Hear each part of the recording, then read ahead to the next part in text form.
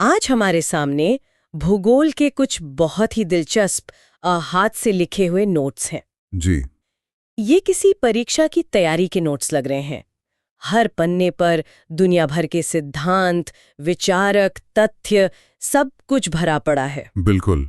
इन्हें देखकर ऐसा लगता है जैसे किसी ने ज्ञान के समंदर से बस मुट्ठी भर मोती चुन लिए हों। हाँ, और ये मोती हैं तो बिखरे हुए, पर हमारा मकसद आज यही है कि इन्हें एक धागे में पिरोया जाए। सही कहा। क्योंकि ये सिर्फ तथ्य नहीं है, ये सब मिलकर एक कहानी बताते हैं। कौन सी कहानी? ये कहानी है कि इंसान ने इस धरती पर अपनी जगह को कैसे समझा है। ये सिर्फ पहाड़ों और नक्शों की कहानी नहीं है, ये विचारों के विकास की कहानी है। और मुझे लगता है कि इन सभी विचारों के केंद्र में एक बड़ी बहस है ना? कि क्या हमारा पर्यावरण हमारी तकदीर लिखता है या हम अपनी तकदीर खुद लिखते हैं? एकदम सही। भूगोल का हर सिद्धांत एक तरह से इसी एक सवाल का जवाब देने की कोशिश करता है। तो चलिए इस वैचारिक सफर को शुरू करते हैं। चलिए वहीं से शुरू करते हैं जहां से इन नोट्स में शुरुआत की गई है, प्राचीन यूनान से। सबसे पहला नाम है इराटोस्थनीज, भूगोल का जनक। उन्होंने ही ज्योग्राफी शब्द दिया। पर मुझे हेरोडोटस का एक कथन ज्यादा दिलचस्प लग रहा है। कौन सा? मिस्र नील नदी का वरदान है। ये एक बहुत शक्तिशाली बयान है। और ये हमारी बहस का एकदम सही शुरुआती बिंदु है। देखिए, हेरोडोटस ने ये क्यों कहा? उन्होंने देखा कि अगर नील नदी न होती तो वहां सिर्फ रेगिस्तान होता। बिल्कुल। तो मिस्र की महान सभ्यता शायद कभी जन्म ही ना ले पाती। ये एक तरह से भूगोल के सबसे पुराने और सबसे प्रभावशाली विचार की नींव रखता है, जिसे हम कहते हैं नियतिवाद। नियतिवाद मतलब डिटर्मिनिज्म? हाँ। तो इसका मतलब हुआ कि किसी जगह का पर्यावरण ही वहां के लोगों और समाज का भविष्य तय कर देता है। एकदम। नियतिवाद के जो कट्टर समर्थक थे वो यही मानते थे। हेम्बोल्ट और रिटर जैसे आधुनिक भूगोल के संस्थापकों ने भी शुरुआती दौर में इसी विचार को बहुत आगे बढ़ाया। अच्छा। उनका मानना था कि गर्म जलवायु के लोग आलसी होते हैं, जबकि ठंडे यूरोपीय मौसम के लोग ज्यादा मेहनती होते हैं। मतलब इंसान को पर्यावरण का दास समझा गया। इन नोट्स में एस्किमो जनजाति का भी एक उदाहरण है। हाँ, वो एक बेहतरीन उदाहरण है। उसमें लिखा है कि वो कैरिबू नाम के 12 सिंगे का मांस खाते हैं। जी। पर वो सिर्फ खाते नहीं हैं, उनका पूरा जीवन, उनका पूरा कल्चर उस जानवर और उस बर्फीले माहौल के इर्द गिर्द घूमता है। मतलब वो कैरिबू की खाल पहनते हैं, उसकी हड्डियों से औजार बनाते हैं, सील मछली की चर्बी जलाकर अपने इग्लू में रोशनी करते हैं। नियतिवाद के नजरिए से देखें तो उनके पास कोई दूसरा विकल्प है ही नहीं। पर्यावरण ने उनकी नियति लिख दी है। लेकिन क्या ये विचार थोड़ा ज्यादा सरल नहीं लगता? क्या हम सच में ये कह सकते हैं कि सिर्फ गर्म जलवायु की वजह से कुछ समाज कम विकसित रह गए? सही सवाल है। इसमें तो सांस्कृतिक, ऐतिहासिक, राजनीतिक इन सब कारकों की तो कोई जगह ही नहीं बचती। आपने बिल्कुल सही नस पकड़ी है। 20वीं सदी की शुरुआत में कई भूगोलविद्ताओं को यही महसूस हुआ। उन्होंने कहा कि जो नियतिवाद का सिद्धांत है, ये इंसान की क्षमता, उसकी बुद्धि, उसकी आजादी को पूरी तरह से नजरअंदाज करता है। और फिर? और इसी के जवाब में एक नया विचार जन्मा, संभववाद। संभववाद, पॉसिबिलिज्म, यानी संभावनाएं। हाँ, तो ये कहता है कि पर्यावरण हमें मजबूर नहीं करता, बस हमें संभावनाएं देता है। अच्छा। इस विचार को लूसियन फेब्रे और विडाल डी ला ब्लाश जैसे फ्रांसीसी विचारकों ने बहुत लोकप्रिय बनाया। उनका कहना था कि पर्यावरण एक मेन्यू कार्ड की तरह है। Menu card? हाँ, जिसमें कई विकल्प होते हैं। अब ये इंसान पर है, उसकी संस्कृति, उसकी तकनीक पर है कि वो कौन सा विकल्प चुनता है। इन नोट्स में जीन ब्रूंच का एक बहुत ही सुंदर कथन है जो शायद इसी बात को कहता है। कौन सा? प्रकृति आदेश नहीं किंतु अनुमति प्रदान करती है। बिल्कुल। Nature does not command, it permits. ये इस विचार का सार है।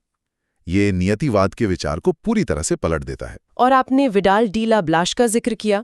इन नोट्स में उनकी किताब प्रिंसिपल्स डी ज्योग्राफी ह्यूमन का भी नाम है। जी, वो किताब संभववाद की नींव मानी जाती है। और उसी से जुड़ा एक और विचार ब्लाश ने दिया था, जीवन की पद्धति, मतलब जॉनरस ड वी। इसका क्या मतलब हुआ? उनका मानना था कि एक ही जैसे पर्यावरण में रहने वाले दो अलग अलग समूह अपनी संस्कृति के आधार पर पूरी तरह से अलग जीवन शैलियां विकसित कर सकते हैं। मतलब नियति एक नहीं है, संभावनाएं अनेक हैं। ये बहस तो आज भी बहुत प्रासंगिक लगती है। बिल्कुल। जब हम जलवायु परिवर्तन पर चर्चा करते हैं तो हम असल में इसी नियतिवाद और संभववाद की बहस को नए शब्दों में दोहरा रहे होते हैं। ये बहुत दिलचस्प है। लेकिन इन नोट्स में कुछ सिद्धांत ऐसे भी हैं जो सिर्फ इंसान और पर्यावरण के रिश्ते तक सीमित नहीं है, वो देशों और उनकी ताकत की बात करते हैं। जैसे फ्रेडरिक रैटजेल का राज्य का जैविक सिद्धांत, ऑर्गेनिक थियोरी ऑफ स्टेट। ये सुनने में ही कितना अजीब है कि एक देश एक जीव की तरह हो सकता है। हाँ उस दौर का एक बहुत क्रांतिकारी विचार था ये। रैटजेल ने 19वीं सदी के अंत में कहा कि एक राज्य या देश की तुलना किसी जीवित प्राणी से करनी चाहिए। कैसे? जैसे एक जीव को जिंदा रहने और बढ़ने के लिए पोषण और जगह की जरूरत होती है, वैसे ही एक देश को भी बढ़ने के लिए ज्यादा जमीन की जरूरत होती है। और यही से उनका वो लेबिन्सराम का विचार आया है ना? एकदम से। लेबिन्सराम यानी लिविंग स्पेस या जीवन क्षेत्र। रैटजेल का तर्क था कि शक्तिशाली देशों को अपने विस्तार का एक तरह से नैसर्गिक अधिकार है। पर ये तो सिर्फ एकेडमिक सिद्धांत नहीं रहा। नहीं, बिल्कुल नहीं। जब हम 20वीं सदी के इतिहास को देखते हैं तो ये जीवन क्षेत्र का विचार सिर्फ किताबों में नहीं रहा। इसने तो दुनिया के सबसे विनाशकारी युद्धों में से एक की नींव रख दी। दुर्भाग्य से हाँ, इस भौगोलिक सिद्धांत का बहुत खतरनाक राजनीतिक इस्तेमाल हुआ और ये दिखाता है कि भूगोल के विचार कितने शक्तिशाली हो सकते हैं। और इसी भू राजनीतिक सोच को एक और विचारक ने अगले स्तर पर पहुंचाया, मैकिंडर ने। हाँ, हैल्फोर्ड मैकिंडर ने अपने हृदय स्थल सिद्धांत, मतलब हार्टलैंड थ्योरी के साथ। ये तो सुनने में किसी जासूसी कहानी के प्लॉट जैसा लगता है। बिल्कुल, जैसे दुनिया पर कब्जा करने का कोई गुप्त फॉर्मूला हो। इन नोट्स में उनका वो मशहूर कथन भी है, जो पूर्वी यूरोप पर शासन करता है वो हृदय स्थल को नियंत्रित करता है। ये हृदय स्थल आखिर है क्या? मैकिंडर ने 1904 में यूरेशिया, मतलब यूरोप और एशिया, हाँ, यूरोप और एशिया के उस विशाल भीतरी हिस्से को हृदय स्थल कहा, जहां समुद्री ताकतें आसानी से नहीं पहुंच सकती थी। अच्छा, जैसे रूस और मध्य एशिया का इलाका? बिल्कुल। उनका मानना था कि ये दुनिया का सबसे स्ट्रेटेजिक किला है। जो भी जमीनी किले पर कब्जा कर लेगा वो समुद्री ताकतों को चुनौती दे सकता है और अंत में पूरी दुनिया पर राज कर सकता है। क्योंकि समुद्री ताकतें वहां पहुंच ही नहीं सकती थीं। जी। तो ये एक तरह से जमीनी ताकत को समुद्री ताकत पर तरजीह देने वाला सिद्धांत था। एकदम। और इसीलिए इसने 20वीं सदी की सोच को इतना ज्यादा प्रभावित किया। शीत युद्ध के दौरान अमेरिका की पूरी विदेश नीति इसी डर पर बनी थी कि सोवियत संघ इस हृदय स्थल पर बैठा है। कमाल है। तो इन बड़े बड़े सिद्धांतों को समझने के लिए भूगोलविदताओं ने कुछ खास शब्दावली और मॉडल भी बनाए होंगे। इन नोट्स में एक शब्द है मानव पारिस्थितिकी, ह्यूमन इकोलॉजी। जी। ये विचार किसने दिया और क्या ये नियतिवाद और संभववाद के बीच का कोई रास्ता है? ये एक बहुत अच्छा सवाल है। ये विचार अमेरिकी भूगोलवेत्ता हेरलान बैरोज ने दिया था। और हाँ, आप इसे एक तरह का मध्यमार्ग कह सकती हैं। कैसे? देखिए, पारिस्थितिकी का मतलब होता है जीवों का अपने पर्यावरण से रिश्ता। तो मानव पारिस्थितिकी का मतलब हुआ इंसान का अपने पर्यावरण से रिश्ता। ठीक है। बैरोज का मानना था कि इंसान ना तो पर्यावरण का गुलाम है जैसा नियतिवाद कहता है और ना ही उसका मालिक है जैसा संभववाद कहता है। तो फिर क्या है? इंसान पर्यावरण के साथ एक तालमेल, एक समायोजन, मतलब एडजस्टमेंट करता है। ये ज्यादा संतुलित नजरिया लगता है। जी। इसी तरह का एक और मॉडल इन नोट्स में है प्रधान नगर का नियम, जो मार्क जेफरसन ने दिया था। प्राइमेट सिटी, इसका क्या मतलब है? इसका सीधा सा मतलब है कि कई देशों में एक शहर बाकी सभी शहरों से कई गुना बड़ा और ज्यादा प्रभावशाली होता है। जैसे यूनाइटेड किंगडम में लंदन या फ्रांस में पेरिस। ये शहर सिर्फ आबादी में ही बड़े नहीं होते, बल्कि देश की राजनीति, अर्थव्यवस्था, मीडिया, संस्कृति, हर चीज के केंद्र होते हैं। और बाकी शहर उसकी परछाई में रहते हैं। बिल्कुल। ये किसी देश के शहरी विकास में असंतुलन को दिखाता है। इन सब सिद्धांतों और मॉडलों को देखकर एक सवाल मन में आता है। इन नोट्स में एक शब्द है अपवादावाद, एक्सेप्शनलिज्म। भूगोल में इसका क्या मतलब है? क्या भूगोल खुद को बाकी विज्ञानों से अलग समझता है? हाँ, एक तरह से हाँ। ये विचार दार्शनिक इमैनुअल कांट से जुड़ा है। उनका कहना था कि भूगोल एक अपवाद वाला विज्ञान है। वो कैसे? जहां बाकी विज्ञान किसी एक चीज का अध्ययन करते हैं, जैसे भौतिकी ऊर्जा का, जीव विज्ञान जीवन का, वहीं भूगोल हर चीज का अध्ययन करता है, लेकिन एक खास नजरिए से। और वो नजरिया क्या है? वो नजरिया है स्थान का, स्पेस का। भूगोल ये देखता है कि चीजें कहाँ हैं, वे वहां क्यों हैं और उनका आपस में क्या स्थानिक संबंध है। यही स्थान का नजरिया इसे बाकी विज्ञानों से अलग और विशेष बनाता है। तो अब तक हमने बड़े विचारों की बात की। अब जरा जमीन पर उतरते हैं। इन नोट्स में दुनिया भर से कुछ बड़े दिलचस्प तथ्य भी हैं। हाँ हैं। उन्हें सिर्फ एक लिस्ट की तरह पढ़ने के बजाय देखते हैं कि वे इन बड़े विचारों से कैसे जुड़ते हैं। जैसे एक तथ्य है कि ब्राजील के सांटोस बंदरगाह को विश्व का कहवा पत्तन कहते हैं। जी। यह तथ्य हमें वैश्विक अर्थव्यवस्था के बारे में बताता है। कैसे एक देश की पूरी अर्थव्यवस्था एक उत्पाद मतलब कॉफी पर निर्भर हो सकती है और कैसे एक बंदरगाह पूरी दुनिया को उस उत्पाद से जोड़ता है। एक और तथ्य है, जापान के दक्षिणी होन्शु प्रदेश को रस्ट बेल्ट कहा जाता है। रस्ट बेल्ट यानी जंग लगा हुआ क्षेत्र। हाँ। ये हमें बताता है कि भूगोल स्थिर नहीं है। जो इलाके कभी औद्योगिक केंद्र थे वे समय के साथ पिछड़ सकते हैं। ये आर्थिक भूगोल की बदलती प्रकृति को दिखाता है।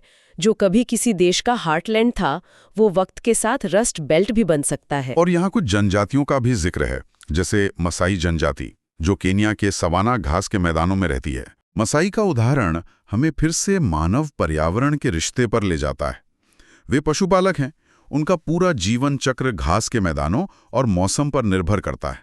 ये मानव पारिस्थितिकी का एक जीता जागता उदाहरण है कि कैसे एक समाज ने अपने पर्यावरण के साथ हजारों सालों से एक टिकाऊ तालमेल बिठा रखा है। बिल्कुल।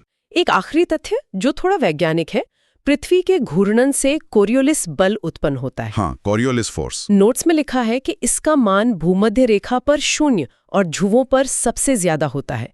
इसका हमारे जीवन पर क्या असर पड़ता है? अरे बहुत बड़ा असर है। इसी बल की वजह से उत्तरी गोलार्ध में चक्रवात घड़ी की सुई के विपरीत मतलब एंटी क्लॉकवाइज घूमते हैं। अच्छा। और दक्षिणी गोलार्ध में घड़ी की सुई की दिशा में। ये बल हवाओं और समुद्री धाराओं की दिशा को मोड़ देता है, जिससे पूरी दुनिया का मौसम और जलवायु का पैटर्न तय होता है। ये एक प्राकृतिक नियतिवादी शक्ति है जिसे इंसान बदल नहीं सकता। हाँ, सिर्फ उसके साथ तालमेल बिठा सकता है। कमाल है। और ये सारे विचार और तथ्य ये हवा में तो पैदा नहीं हुए, इन्हें महान विचारकों ने अपनी किताबों में संजोया है। जी। इन नोट्स में कुछ बहुत ही प्रभावशाली किताबों का जिक्र है, जैसे 11वीं सदी की किताब-ए हिंद। हाँ, अल-बरूनी की, जब वो महमूद गजनवी के साथ भारत आए थे। वो किताब अद्भुत है। वो सिर्फ भूगोल नहीं है, वो उस समय के भारत का एक विश्वकोश है। मतलब? अल-बरूनी ने भारतीय समाज, विज्ञान, धर्म, दर्शन सबको बिना किसी पूर्वाग्रह के समझने की कोशिश की। ये दिखाता है कि भूगोल सिर्फ जमीन का अध्ययन नहीं बल्कि संस्कृतियों को समझने का एक जरिया भी है। एक और किताब है ज्योग्राफिया जेनरलिस, जिसे वॉरेनियस ने 7वीं सदी में लिखा था। इसका क्या महत्व था? वॉरेनियस ने एक बहुत जरूरी काम किया। उन्होंने पहली बार भूगोल को व्यवस्थित रूप से 2 हिस्सों में बांटा। कौन कौन से? एक सामान्य भूगोल जो पूरी पृथ्वी पर लागू होने वाले सिद्धांतों का अध्ययन करता है, जैसे कोरियोलिस बल, और दूसरा विशेष भूगोल जो किसी खास देश या क्षेत्र का अध्ययन करता है। और ये विभाजन आज भी भूगोल के पढ़ाई का आधार है। बिल्कुल। इसने भूगोल को एक बिखरे हुए ज्ञान से एक व्यवस्थित विज्ञान बनाने में मदद की। तो हमने राटजेल की एंथ्रोपोजियोग्राफी से लेकर हार्टशॉन की नेचर ऑफ ज्योग्राफी तक का जिक्र इन नोट्स में देखा। ये सब किताबें उस बहस का हिस्सा थीं जिसे हम शुरू से डिस्कस कर रही हैं। एकदम। हर किताब उस बड़ी बहस में एक नया अध्याय जोड़ती है। क्या हम पर्यावरण के अधीन हैं या हम अपने रास्ते खुद बनाते हैं? तो इन सब का क्या मतलब निकलता है? हमने चंद पन्नों के नोट से भूगोल के विचारों का एक लंबा सफर तय कर लिया है। जी। हमने देखा कि कैसे मिस्र नील नदी का वरदान है, जैसे एक सरल अवलोकन से नियतिवाद का सिद्धांत निकला, और फिर कैसे इंसान की आज़ादी के विचार ने संभववाद को जन्म दिया। और हमने ये भी देखा कि कैसे रेटजेल और मैकेंडर जैसे विचारकों ने भूगोल को राष्ट्रों की तकदीर और सत्ता के खेल से जोड़ दिया। यहाँ जो बात सबसे आकर्षक है वो ये है कि ये विचार एक दूसरे से संवाद करते हैं। हाँ, एक दूसरे की प्रतिक्रिया में पैदा होते हैं। बिल्कुल। संभववाद नियतिवाद की एक प्रतिक्रिया थी। मैकेंडर का सिद्धांत रेटजेल के विचारों को एक वैश्विक मंच दे रहा था। यह एक सतत संवाद है। तो ये नोट्स सिर्फ परीक्षा के लिए तथ्य नहीं है, नहीं, बल्कि यह दुनिया को समझने की इंसानी कोशिश का एक नक्शा है। हर सिद्धांत, हर मॉडल दुनिया की जटिलता को समझने का एक औजार है। बिल्कुल। इन नोट्स को पढ़ने का मतलब है कि हम उन सभी महान विचारकों के कंधों पर खड़े होकर दुनिया को देख रहे हैं। ये हमें दिखाता है कि दुनिया को देखने का कोई एक सही तरीका नहीं है, बल्कि कई अलग अलग नजरिए हैं और हर नजरिए की अपनी अहमियत है। इन नोट्स ने वाकई भूगोल के इस वैचारिक यात्रा को समझने का एक तेज और बहुत ही असरदार रास्ता दिखाया है। एक आखिरी विचार जिस पर सोचा जा सकता है, बताइए। इन नोट्स में वे सिद्धांत हैं जिन्होंने भूगोल को अब तक परिभाषित किया है, लेकिन आज जब हम जलवायु परिवर्तन, समुद्र के बढ़ते स्तर और बड़े पैमाने पर हो रहे पलायन के दौर में जी रहे हैं, तो क्या हम भूगोल के एक नए युग की दहलीज पर खड़े हैं? ये एक बड़ा सवाल है। क्या हृदय स्थल या जीवन क्षेत्र जैसे पुराने विचारों को अब देशों की सरकारें नहीं, बल्कि खुद पर्यावरण की ताकतें फिर से परिभाषित कर रही हैं? शायद आज का सबसे बड़ा नियतिवादी कारक इंसान नहीं, बल्कि खुद प्रकृति बन रही है। ये एक बहुत महत्वपूर्ण सवाल है, जिसका जवाब शायद आने वाली पीढ़ियों के भूगोलवेत्ता लिखेंगे।